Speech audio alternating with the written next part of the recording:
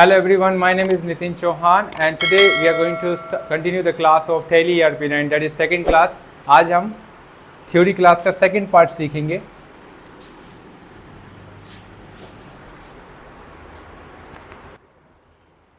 अभी तक हमने सीख लिया था कि अकाउंट्स क्या है, अकाउंटिंग क्या है और अकाउंटेंट क्या है.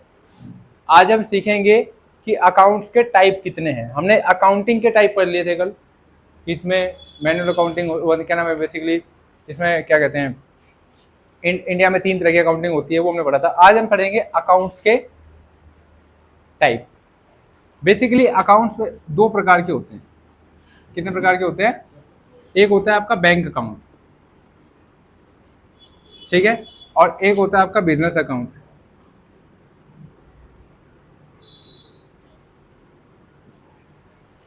विनय तुम यहाँ बैठ जाओ, बोल दो, क्लास चल रही है. ठीक है, एक होता है बैंक अकाउंट और एक होता है business account. So bank account also informing that what is the task that I have given.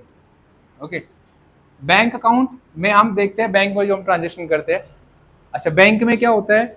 Bank में 3 तरह के खाते होते हैं. एक होता है आपका सेविंग, एक होता है आपका करंट और एक होता है आपका फिक्स्ड.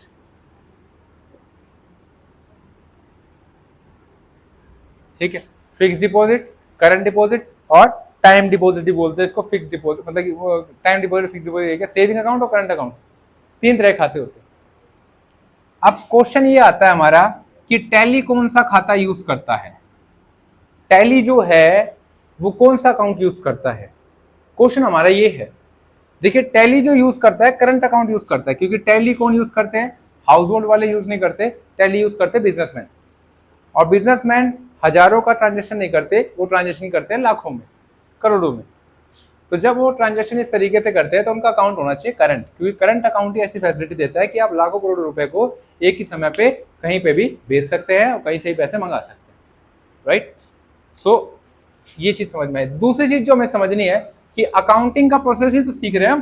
पूरी बुक में अकाउंटिंग का प्रोसेस ही है, टैली भी अकाउंटिंग का प्रोसेस ही है. तो हमने सीखा कि अकाउंटिंग एक प्रोसेस है और ये जो प्रोसेस है इसमें पहले आइडेंटिफिकेशन होता है, पहचान करनी होती है, फिर बाद में कलेक्ट करना होता है ना, और फिर रिकॉर्ड करना होता है. तो अब हम समझते हैं रिकॉर्डिंग क्या है. सर रिकॉर्डिंग क्या है? रिकॉर्डिंग होती है 2 तरह से.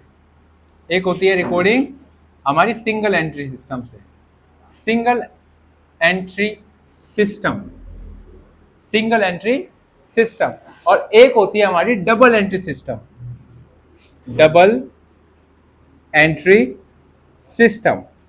सिंगल एंट्री सिस्टम जो हमारा पुराना पूर्वजों वाला तरीका है, जिसमें हम एक डायरी लेते हैं, खर्चा कितने का हुआ, इतने का ये सामान आया, इतने का ये सामान आया, इतने का ये सामान आया, इतने को यहाँ खर्चे, इसको दिए, इससे लेने नहीं लिखते, इससे लिए, ये लिखते हैं. मतलब इसमें एक ही पक्ष लिखा होता है कि दिए या तो लिए. और डबल एंट्री में क्या होता है? लिए तो क्यों लिए और दिए तो क्यों दिए. मतलब डबल एंट्री सिस्टम में दोनों चीज होती है कि देना और लेना. देना को कहते हैं डेबिट और लेना को कहते हैं क्रेडिट. अब मुझे एक बात बताइए कि जब खाने का नाम ही है लेना और खाने का नाम ही है कोई चीज देना, तो यहां पे किस चीज का नाम आएगा कि दिया कोई भी चीज क्यों, कोई भी चीज क्यों दी, है ना. और इसमें क्या आएगा? कोई भी चीज क्यों ली. मैं आपको एग्जांपल से समझाता हूं. जैसे मैंने बोला कि purchase machine of 10,000 in cash. तो पहली बात तो ये है कि मशीन हम खरीद रहे हैं. दूसरी बात ये कि हम कैश में खरीद रहे हैं. तो खरीद रहे हैं तो मशीन आ रही है, मशीन आ रही है और कैश जा रहा है. तो पहली बात तो मशीन क्यों आ रही है,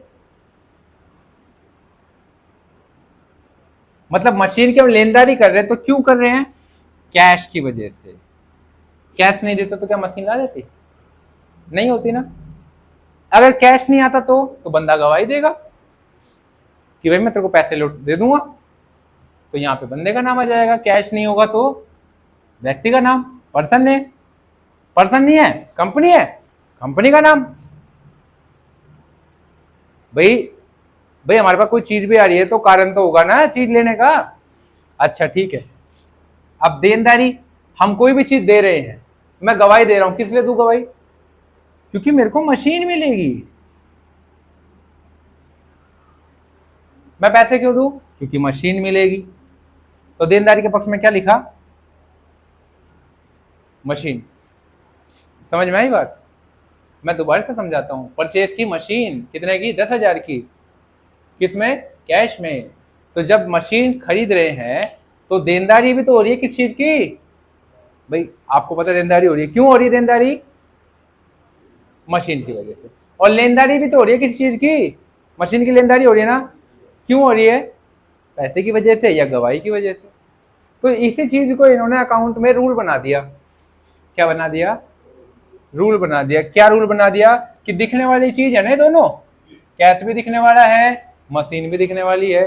तो जो दोनों चीज दिखने वाली है इनको हम कहेंगे रियल अकाउंट। क्या कहेंगे? Real account. मतलब जो दोनों चीज दिखती है, दोनों चीज जो दिखती है। रमेश दिखता है? सुरेश दिखता है? नहीं दिखता। पता होगा तब दिखेगा कि ये रमेश है, ये सुरेश है। लेकिन मशीन जिसको नहीं पता होगा उसको भी दिख जाएगा। क्लियर बात? तो यहाँ पे नाम के व्यक्तियों पे रूल लागू नहीं होगा, उनके लिए अलग से रूल बनाया इन्होंने। बताएंगे क्या? तो रियल अकाउंट का इन्होंने रूल क्या बनाया याद करने के लिए? बोला कि जो कुछ भी आएगा वो डेबिट में डालो। किसमें? डेबिट में। मैंने कोर तो ये समझा दिया, ये समझ में आएगा जब आप एंट्री करना सीख जाओगे कि हम क्यों करें। लेकिन आसान तरीके से शुरुआत में आसान बनाने के लिए, अब भाई जैसे बैलेंस बनाते हैं, तो बैलेंस बनाने में हम डिटेल में थोड़ी ना बताते हैं कि बैलेंस में बेटा ग्रेविटी काम करती है, ग्रेविटी आपको नीचे खींचती है, आपको क्या करना है, इधर भी नहीं गिरना, इधर गिरने लगो तो इधर हो जाओ, इधर गिरने लगो तो इधर हो जाओ, इससे आप ग्रेविटी बना लोगे। ऐसे नहीं सिखाते, हम सीधा उसको प्रैक्टिस करवाते हैं। ठीक वैसे ही प्रैक्टिस करवाने का तरीका क्या है? आमतौर पर, सामान्य तौर पर प्रैक्टिस कैसे कर सकते हो? जो कोई भी चीज दिखने वाली आ रही है वो किस में जाएगी? डेबिट में। और जो कुछ भी दिखने वाली चीज जा रही है वो किस में आएगी? क्रेडिट में लिखेंगे। मतलब समझ में आया कि जो भी चीज दिखने वाली आएगी वो डेबिट खाते में, और जो भी कोई दिखने वाली चीज जाएगी वो क्रेडिट खाते में। तो अगर मान लीजिए मैंने बोला कि परचेज मशीन इन कैश, तो यहां पे मशीन डेबिट में आ जाएगी। डेबिट को शॉर्ट में डीआर लिखते हैं। ये डॉक्टर का साइन नहीं है, ये डेबिट का साइन है। डीआर मतलब डेबिट, डॉक्टर नहीं। सो मशीन मतलब डेबिट में कितने की है भाई? 10,000 की। और क्रेडिट में क्या आ रहा है? पैसा। मतलब मशीन डेबिट में है ना, जो कुछ भी आएगा वो मशीन आ रही है तो मशीन, कार आएगी तो कार, बिल्डिंग आ रही है तो बिल्डिंग। चल रहा है इसमें? ठीक। अगर मान लीजिए मशीन की जगह मतलब कि कुछ और लेंगे तो वो आ जाएगा इधर। और भाई क्रेडिट में जो कुछ जा रहा है, क्या जा रहा है? पैसा।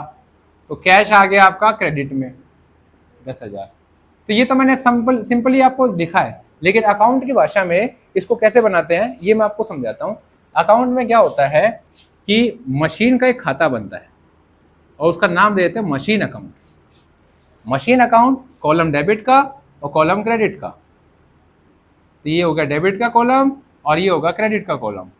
तो मशीन अकाउंट डेबिट में कितने का है? 10,000।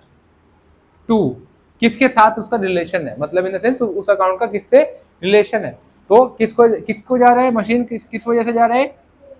To cash. तो कैश 10,000। ठीक है। अब यहां पे नरेशन लिख दी, क्या? Being machine purchase in cash.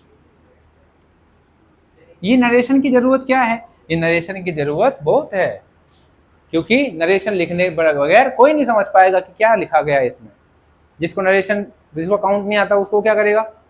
वो इसी से समझेगा कि भाई मशीन खरीदी जा रही है कैश में। अच्छा ये हो गया। अब एक बात और समझते हैं। एक बात और क्या समझनी है हमें? एक बात और समझनी है ये कि क्या ट्रांजैक्शन की डेट होती है? बिल्कुल होती है। यहाँ पे आएगा कॉलम डेट का। इसका कॉलम डेट का कॉलम। तो यहाँ कितनी तारीख को 1/4/2023 को ट्रांजेक्शन हुआ मान लो, तो ये ट्रांजेक्शन पूरा हो गया, तो क्या इसके बाद कोई ट्रांजेक्शन ही नहीं हुआ? हुआ ट्रांजेक्शन। क्या ट्रांजेक्शन हुआ? इसके बाद हमने कार खरीदी, तो कार का खाता बनाएंगे। तो भाई खरीदी तो आ रही है कार, जब कार आ रही है तो वो किस में होगी? डेबिट में। जब कार आ रही है तो किस में होगी? डेबिट में। तो कार का भी अकाउंट बनाओ, कार अकाउंट डेबिट में। कितने की कार आ रही है? मान लो 5 लाख की आ रही है। 5 लाख कैसे?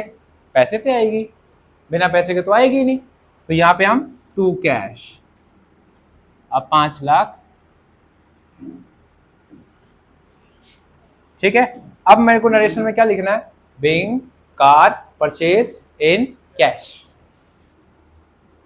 Being car purchased in cash. Clear हो रही बात? ये तारीख डाल देंगे 1/5 को, 2/4 को, 2/4/2023। तो इस तरीके से हमें बहुत सारे क्वेश्चंस करने हैं। शुरुआत में कार खरीदनी है, अब फिर बेचना है तो कुछ बेच सकते हैं। अब मान लीजिए मुझे बेचना है कुछ, तो मैं इसको एंट्री को इरेज कर देता हूं और मैं बेचने वाली एंट्री करता हूं। आप वीडियो को पॉज करके इसको पूरा नोट कर सकते हैं, बाद में फिर आप उसमें कंटिन्यू कर सकते हैं। तो अब मान लीजिए मैंने इस मशीन को बेच दिया 10,000 में। नहीं, 10,000 की मशीन को 5,000 में नहीं बेचा, 10,000 की मशीन में से 5,000 की मशीन बेच दी। मतलब बची कितने की हमारे पास? 5,000 की। तो मैंने सेल करी मशीन, तो क्या भाई बेची क्यों? भाई मेरे को जरूरत नहीं थी, एक रीजन। दूसरा क्या? मेरे काम की नहीं है इतनी, मतलब जरूरत नहीं थी, या खराब भी हो सकते, कुछ भी हो सकता है। लेकिन बेची, तो बेचने से क्या मिलेगा? पैसा। तो पैसा आ रहा है, तो इस बार डेबिट में मशीन नहीं आएगी, कौन आएगा? पैसा। तो पहले क्या आएगा? कैश अकाउंट डेबिट में कितने की? 5,000 की। और टू पैसा क्यों आ रहा है? सपोज करो तुम घर पे हो और तुम्हारे पास 10,000 रुपए तुम्हारे फादर ने दिए, ठीक है, और तुम्हारे पिताजी को पता है कि तुम्हारे पास 10,000 रुपए। तो तुम्हारे फादर जी पूछते हैं तुमसे 10,000 रुपए कहाँ गए? तो आप बोलते हो मशीन। मतलब कहाँ दिया है 10,000 रुपए? डेबिट मतलब देनदारी। कहाँ दिया है 10,000 रुपए? पापा बोले पापा मशीन लाया हूँ, मशीन। ठीक है, समझ में आ गई बात? अच्छा, अब पापा ने पहले मशीन देखी, कहाँ से लाया मशीन? लेनदारी कहाँ से? पापा कैश से। किससे? कैश से तो मशीन आई है, बिना कैश के कहाँ से आती? नहीं आती। अच्छा, अब यही देखो, तुम्हारे फादर ने देखा कि तुम्हारे पास 5,000 कहाँ से है? नहीं, 5,000 कहाँ से है? बोले पापा मशीन थी ना, वो मैंने बेच दी। तो कहने का मतलब यहाँ आ गया मशीन कितने? 5,000। ठीक है, तो यहाँ क्या है? Being machine sold in cash. ये तो अब हमने सीखा ये कि रियल अकाउंट में क्या आता है? रियल अकाउंट में आता है मशीन, कैश, बिल्डिंग एटसेट्रा, जितने भी दिखने वाली चीजें, मतलब विजिबल आइटम, विजिबल आइटम। ठीक है, ये किस में आएगा? रियल अकाउंट में। और इसके अंदर का रूल क्या है? रूल है कि जो कुछ भी आएगा व्हाट कम्स इन डेबिट, जो कुछ भी जाएगा what goes out in credit. ये क्यों बनाया रूल? क्योंकि सब किसी के पास इतना समय नहीं है कि वो ये समझे कि भाई देनदारी का कारण है, लेनदारी का कारण है। वो कंसेप्ट जानने के लिए जरूरी है, बट यूज तो यही होगा, फटाफट जब एंट्री करनी होगी। फटाफट एंट्री करने का फॉर्मूला है। ये समझ में आ गया सभी को, है ना? ठीक है, तो आज इसमें इतना ही। इसके बाद हम अभी चलते हैं इसके बाद वाला रूल, चलते हैं इसके बाद वाले रूल पे। अब मान लीजिए